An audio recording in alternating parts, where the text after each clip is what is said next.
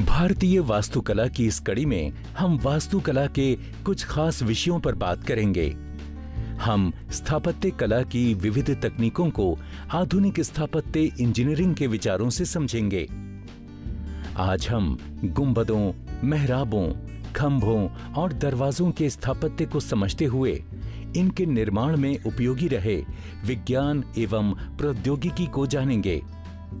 हमारी यात्रा हुमायूं के मकबरे से शुरू होगी। उसके बाद हम बलबन के मकबरे में भारत की पहली वास्तविक मेहराब को देखेंगे। इस कड़ी में हम फतेहपुर का विशाल दरवाजा देखेंगे और साथ ही देखेंगे कुतुब परिसर का जंग रहित लौह स्तंभ। हमारी आज की ये यात्रा काफी रोचक रहेगी।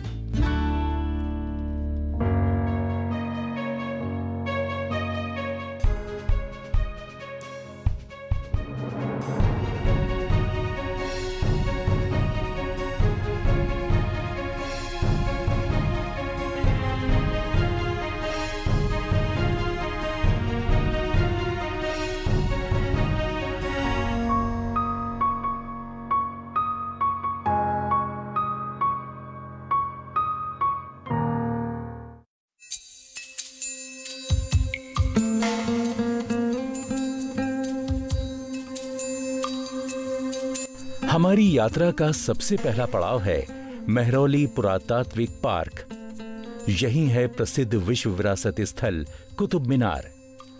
कुतुब मीनार की अनोखी वास्तुकला शिल्प लाल बलुआ पत्थरों से निर्मित है। इस मीनार की ऊंचाई 72.5 मीटर, शिखर का व्यास 2.75 मीटर और आधार का व्यास 14.32 मीटर है। ये क्रमगत रूप से कोणीय और गोलाकार संरचना है। इसके आसपास पुरातात्विक क्षेत्र में अनेक भव्य इमारतें हैं, जिनमें मुख्यतः भारतीय इस्लामिक शैली में बना अलाई दरवाजा प्रमुख है, जिसका निर्माण 1311 ईस्वी में किया गया था। लेकिन कुतुब परिसर की इमारतों पर विस्तार से चर्चा करने से पहले हम गयासुद्दीन बलबन के मकबरे की ओर चलते हैं। आज ये मकबरा वीरान है और खंडहर में तब्दील हो चुका है, लेकिन फिर भी यहाँ हमारे लिए एक खास संरचना है।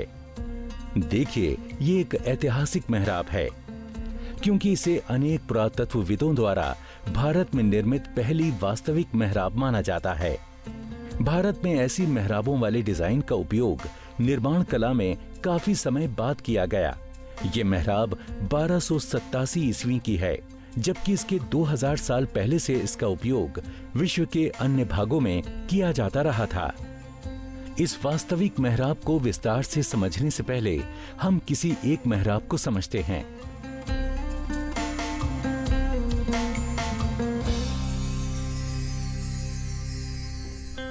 मेहराब एक घुमावदार संरचना है जो किसी भी इमारत को मजबूती और सहारा प्रदान करती है। मेहराब को स्थापत्य तत्वों का मुख्य घटक माना जाता है। इसका उपयोग सुमेरी और इट्रस्कन सभ्यताओं में किया जाता रहा है, परंतु इसका निपुण उपयोग रोमन काल के दौरान किया गया था। तो मेहराब काम कैसे करती है? लगभग सभी मेहराबों के ऊपर काफी भार होता है। बाकी मेहराबें दीवारों में संलग्न होती हैं। इन्हें अनेक प्रकार की निर्माण सामग्रियों जैसे कि पत्थर, ईंट, सीमेंट या इस्पात आदि से बनाया जाता है। पत्थरों यानी ईंटों से बनी मेहराबों में खूंटों के आकार वाले ब्लॉकों का प्रयोग किया जाता है, जिन्हें वुसुआर्स कहते हैं। निर्माण के दौरान इस तरह की मेहराबों को लकड़ी के फ्रेम से सहारा दिया जाता है। अंत में मेहराब के शिखर के केंद्र में ब्लॉक लगाया जाता है, जिसे कीस्टोन कहते हैं। खूंटी के आकार वाला कीस्टोन ब्लॉक मेहराब के अन्य ब्लॉकों को उनकी जगह पर जमा देता है। कीस्टोन पर कोई भार नहीं पड़ता, लेकिन ये संरचना के भार को मेहराब के नीचे और लंबाई में स्थानांतरित कर देता है। मेहराब की विशेषता है कि ये भार को नीचे स्थानांतरित कर देती है। जब लकड़ी के फ्रेम को हटाया जाता है, तब मेहराब के दोनों तरफ के दबाव को मेहराब का कीस्टोन सहारा देता है। इसके अलावा चिनाई या अन्य मेहराबों के द्वारा मेहराब को दोनों तरफ से सहारा दिया जाता है। ताकि ये अपने ऊपर के भार से ढह ना जाए। लेकिन ये होता कैसे है, आइए इसे समझते हैं। असल में केंद्रीय ब्लॉक स्थिर रहता है क्योंकि ये शिखर पर आधार की तुलना में चौड़ा होता है, इसलिए नीचे गिरने के लिए इसे पास वाले ब्लॉक को बाहर की ओर ढकेलना होगा। इस प्रकार जब तक ये आपस में मजबूती से जुड़े रहेंगे, बीच का ब्लॉक नीचे नहीं गिरेगा। प्राचीन काल में भारतीयों ने मंदिरों और अन्य संरचनाओं के निर्माण में मेहराबों का अधिक उपयोग नहीं किया। उन्होंने आरंभ में चौखटों यानी लिंटल का प्रयोग अधिक किया। अब हम ऐसी कुछ स्थापत्य तकनीकों को समझते हैं। तो लिंटल क्या है? लिंटल एक बहुत आसान सी बीम है जो 2 खंभों पर टिकी होती है। लिंटल का कार्य मेहराब या बीम की तरह ही होता है।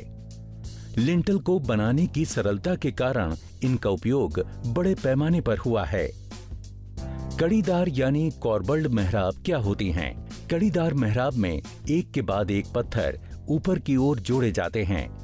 इसमें निर्माण की संरचना सीढ़ियों की भांति होती है, जिसे काटकर एक मेहराब का आकार दिया जाता है।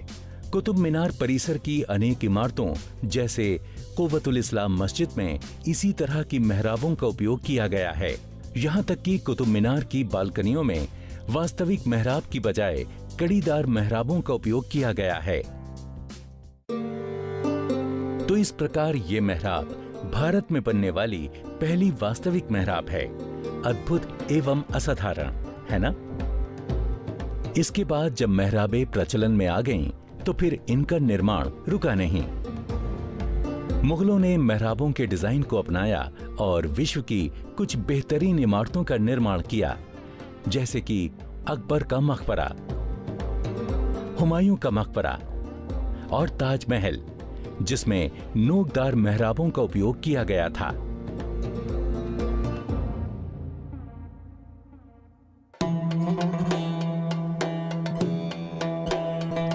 चलिए एक बार फिर से कुतुब परिसर की विभिन्न मेहराबों को समझते हैं।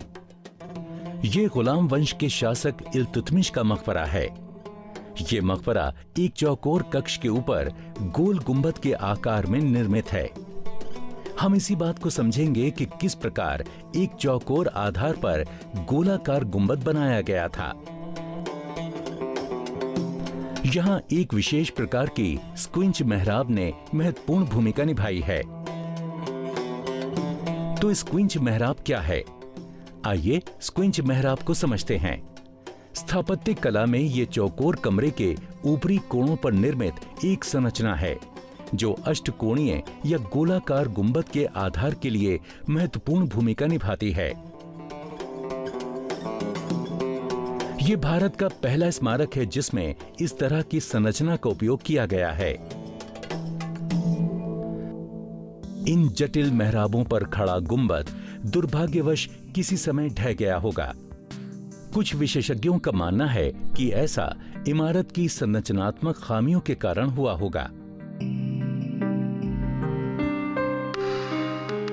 लेकिन एक दूसरा महत्वपूर्ण गुंबद जो सदियां गुजर जाने के बाद भी कुतुब परिसर में मौजूद है, वो है अलाई दरवाजा, जिसे सन 1311 ईस्वी में एक गुंबदाकार दरवाजे के रूप में बनाया गया था। अलाई दरवाजे की मुख्य संरचना एक हॉल है जिसके गुंबद की छत 14.3 मीटर ऊंची है। धंसे हुए कोनों की मेहराबें घोड़े की नाल की तरह लगती हैं। ये मेहराबें एक चौकोर कमरे पर गोलीय गुंबद को सहारा देती हैं। ये गुंबद को सहारा देने के दौरान सामने आने वाली समस्याओं का आसान सा हल है। गुलाम शासकों ने वास्तविक इस्लामिक स्थापत्य शैली का उपयोग नहीं किया। उन्होंने कृत्रिम गुंबदों और बनावटी मेहराबों का उपयोग किया। इसी प्रकार अलाई दरवाजा बना, जो भारत में वास्तविक मेहराब और वास्तविक गुंबद का सबसे पहला उदाहरण है। इसके 3 दरवाजों में पूर्व, पश्चिम और दक्षिण में घोड़े की नाल के आकार की मेहराबें हैं। उत्तरी प्रवेश द्वार अर्धगोलीय मेहराब के रूप में निर्मित है।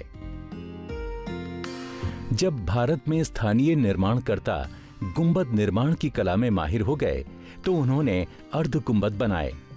ये ऐसे गुंबद थे जो पूरी तरह से अर्धगोलीय गुंबद के ढांचे के समान नहीं थे।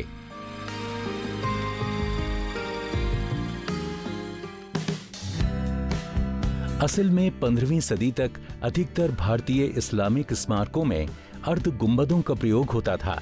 केवल लोधी शासन 1451 से 1526 के दौरान गुंबदों में पूरी तरह से अर्धगोलीय वक्र का आरंभ हुआ। हुमायूं का मकबरा पहला फारसी गुंबद था जो बेहतरीन अर्धगोला था। चलिए 1570 ईस्वी में बने हुमायूं के मकबरे के गुंबदों के बारे में विस्तार से जानने का प्रयास करते हैं। इसे मुगल इमारत शैली का विशेष उदाहरण माना जाता है। इस गुंबद ने ऐसे नियमों को निर्धारित किया जिनसे आगे चलकर मुगल मकबरों, विशेषकर ताजमहल के निर्माण की प्रेरणा मिली। यहाँ पर ज्यामितीय रूप से व्यवस्थित 4 बाग बगीचा है, जिसमें अनेक केंद्रीय जल नालिकाएं हैं, जो जन्नत का प्रतीकात्मक रूप है। चमचमाते जड़े हुए संगमरमर और बलुआ पत्थरों से बने हुमायूं के मकबरे पर ताज के रूप में सफेद संगमरमर का एक बड़ा सा चमकीला गुंबद बनाया गया था। इस गुंबद को और विस्तार से समझने से पहले हम गुंबद की संरचना को समझते हैं। एक गुंबद मेहराब से बना होता है, जिसमें अनेक द्विआयामी मेहराबें मध्य बिंदु पर घूमती हैं, जिससे एक त्रिआयामी संरचना का निर्माण होता है। हालांकि जब ये मेहराबें घुमाव पर होती हैं, तब कुछ विशेष घटित होता है। मेहराब के शीर्ष पर स्थित कीस्टोन गुंबद के लिए आवश्यक नहीं होता है। गुंबद की संरचनात्मक बनावट के साथ समझौता किए बिना गुंबद के शीर्ष को खुला छोड़ा गया है। इस खाली स्थान को ऑक्यूलस कहा जाता है और इस स्थान से रोशनी अंदर आती है। इस गुंबद की विशेषता है कि बिना एकल स्तंभ के इससे काफी खाली स्थान मिलता है।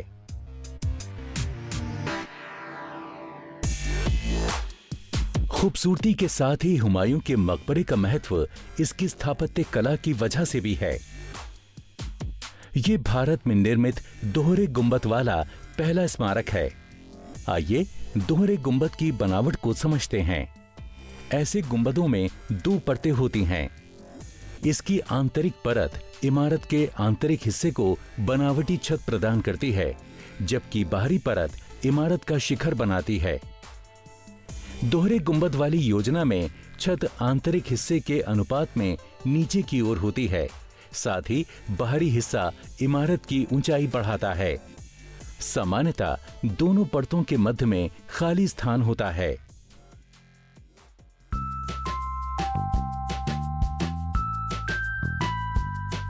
इस युक्ति से जहां इमारत को बाहरी तौर पर ऊंचाई मिलती है, तो वहीं केंद्रीय हॉल में आंतरिक ऊंचाई के अनुपात में छत को नीचे रखा गया है। यह भारत का पहला मुख्य पूर्ण गुंबद है, जिसके कारण इसकी विशेषता और बढ़ जाती है। इससे पहले के गुंबदों को पूर्ण नहीं कहा जा सकता, क्योंकि उनमें कभी पूर्ण अर्धगोले के लक्षण नहीं थे।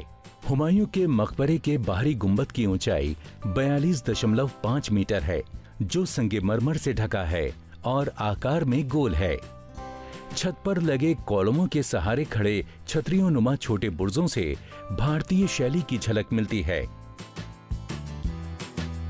बाहरी गुंबद के नीचे स्थित आंतरिक गुंबद की ऊंचाई 12 मीटर है, जिसके कारण केंद्रीय गुंबद हॉल को 3 मंजिला ऊंचाई मिल पाई है। ये हॉल चारों ओर से कमरों और ईवान से जुड़ा है।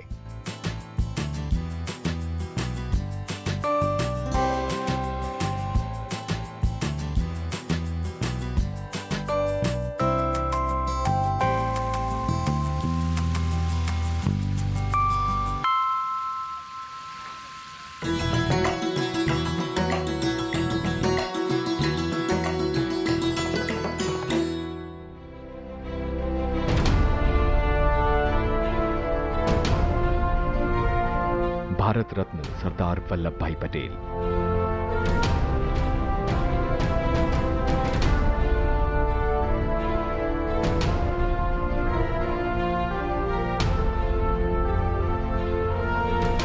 हिंदुस्तान के लौह पुरुष, India could not tolerate slavery anymore. देश को एकता के सूत्र में पिरोने वाली शख्सियत। गुजरात के नाडियाड में 31 अक्टूबर 1875 को जन्म। इंग्लैंड के मिडिल टेम्पल से प्रथम श्रेणी में कानून की पढ़ाई। स्वतंत्रता संग्राम में कई बार जेल की सजा।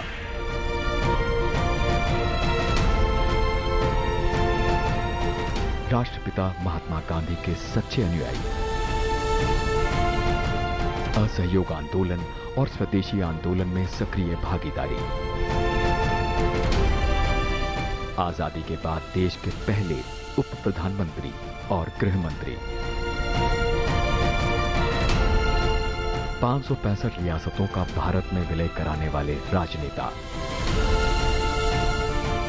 देश ने दिया लौह पुरुष का सम्मान।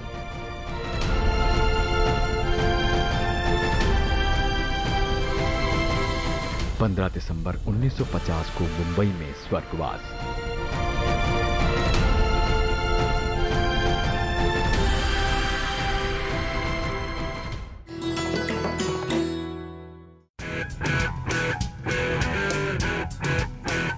गुफ्तगू में मिलिए हैदराबाद के रंगमंच को दुनिया भर में पहुंचाने वाले मोहम्मद अली बेग से। मेरा मानना यह कि थिएटर में एस्थेटिक्स भी कैरेक्टर होते हैं, लाइटिंग और लाइटिंग डिज़ाइन भी एक किरदार होता है, साउंड डिज़ाइन सिर्फ मौसीकी नहीं, सारा साउंड डिज़ाइन एक किरदार होता है, costume, jewellery, set, decker, venue एक किरदार होता है। मोहम्मद अली बेग, जिन्होंने परचम बुलंद किया हैदराबाद के रंगमंच की दुनिया का। वो चैलेंजेस ही आपको मोटिवेट करते हैं थिएटर करने के लिए। उच्चम तोड़ुम मन बिन पोड़ी वापा बाबा बाबा। आदाब, मैं हूं मोहम्मद अली बेग, मुझसे मिलिए प्रोग्राम गुफ्तगू में।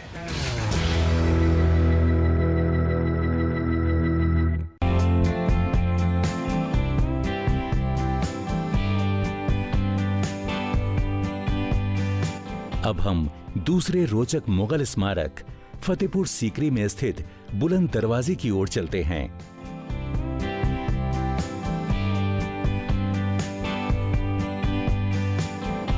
हम फतेहपुर सीकरी के रास्ते में हैं, जहां विश्व का सबसे बड़ा दरवाजा है।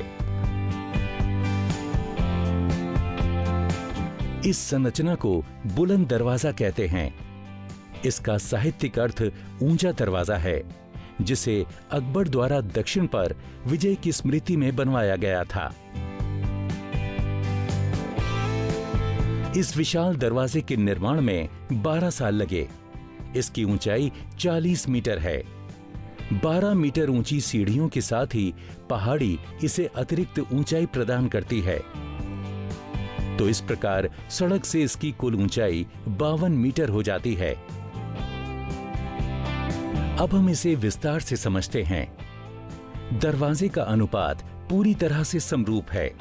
इस प्रवेश द्वार को ऐसे अनुपात तक पहुंचाने में सदी हुई योजना और सटीक निर्माण तकनीकों का उपयोग किया गया था।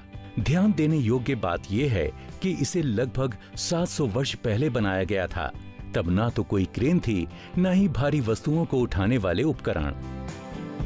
दरवाजे की मुख्य मेहराब अष्टकोण के 3 हिस्सों की तरह दिखाई देती है। 2 संलग्न हिस्से 3 कतारों में बटे हुए हैं। इन सब के शीर्ष पर छतरियों के मुकुट हैं।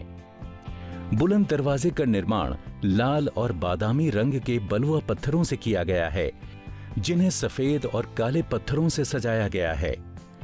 संगमरमर और बलुआ पत्थरों से किया गया आंतरिक कार्य मुगल काल का बेजोड़ नमूना है। सभी मुगल स्थापत्यों की विशेषता दरवाजों पर कुरान की आयतों को सुंदरता से अंकित करना रही है। बुलंद दरवाजे के पूर्वी तोरण के प्रवेश द्वार पर फारसी में अंकित शिलालेख में सन 1601 में दक्कन पर अकबर की विजय का उल्लेख है। अकबर द्वारा निर्मित ये सुंदर शहर केवल 14 वर्षों तक मुगल शासन की राजधानी रहा। पानी की कमी से जूझते हुए इस शहर को शासन के समृद्ध संसाधन भी बचा नहीं पाए।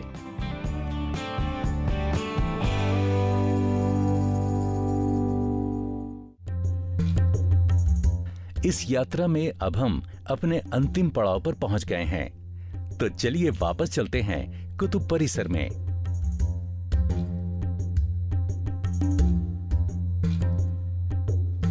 इस बार हम कुव्वतुल इस्लाम मस्जिद के मध्य में खड़े लौह स्तंभ पर विस्तार से चर्चा करेंगे। लेकिन इस स्तंभ के पीछे एक बड़ा रहस्य छिपा है, जिसे इतिहासकार, पुरातत्वविद और धातुकर्मी लगभग एक सदी से समझने की कोशिश कर रहे हैं। यह स्तंभ 90% रॉड यानी गाढ़े लोहे से बना है और 1600 वर्षों से अपनी जगह पर खड़ा है। आइए इस स्तंभ को थोड़े विस्तार से समझते हैं। 4वीं ईस्वी में बने इस स्तंभ को हिंदू भगवान विष्णु को समर्पित किया गया है और इसे गुप्त वंश के राजा चंद्रगुप्त द्वितीय की स्मृति में बनवाया गया था। यह स्तंभ मूल रूप से मध्य प्रदेश में स्थापित था। इस स्तंभ को वर्तमान स्थान तक लाने का रहस्य अभी भी बरकरार है।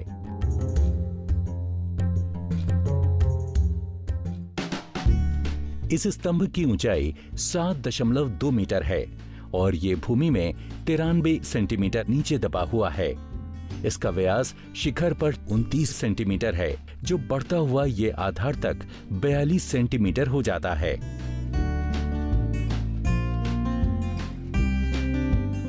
इस स्तंभ में उपयोग की गई धातु शुद्ध लचीला लोहा है। 1600 साल पहले इस तरह के विशाल स्तंभ बनाने की कला प्राचीन भारत के धात्विक विज्ञान की उत्कर्षता का प्रमाण है।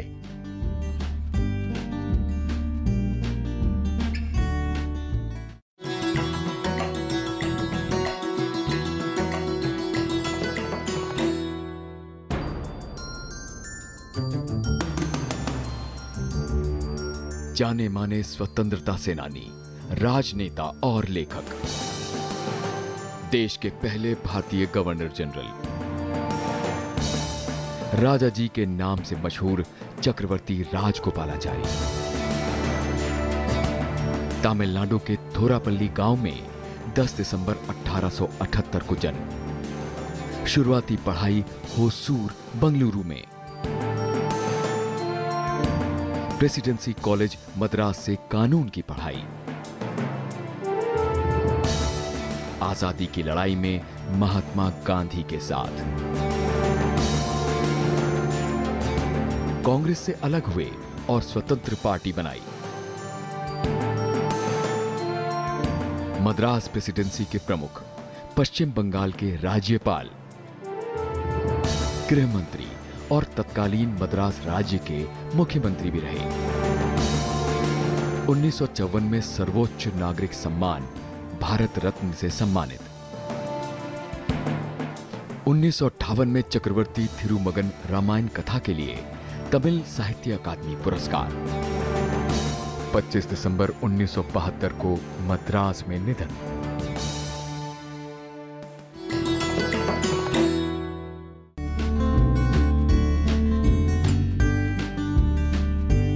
आइए इस स्तंभ के बारे में विस्तार से जानते हैं। यह स्तंभ जमीन से कुछ 100 सेंटीमीटर पर खुरदरा है और आंखों के स्तर पर चिकना और अत्यधिक पॉलिश युक्त है। गढ़ने के दौरान सटीक जुड़ाव की कमी के कारण इसके आधार की सतह खुरदरी हो गई है। इस स्तंभ का ऊपरी हिस्सा बहुत अधिक परिष्कृत है, जिसे कभी कभार गलती से तांबा समझ लिया जाता है। रेत या फॉरिक ऑक्साइड के कारण तिरछे कोण से देखने पर इसका रंग तांबे जैसा लगता है।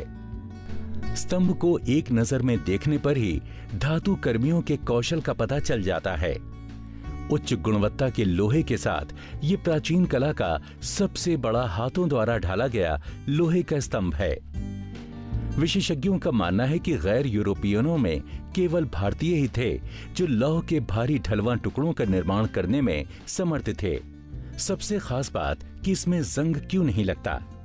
जब इसकी तुलना पुरी और कोणार्क में उपयोग किए गए लौह स्तंभों से करते हैं तो उनमें तुलनात्मक रूप से अधिक जंग लगा है, जबकि वो केवल 700 वर्ष पुराने ही हैं।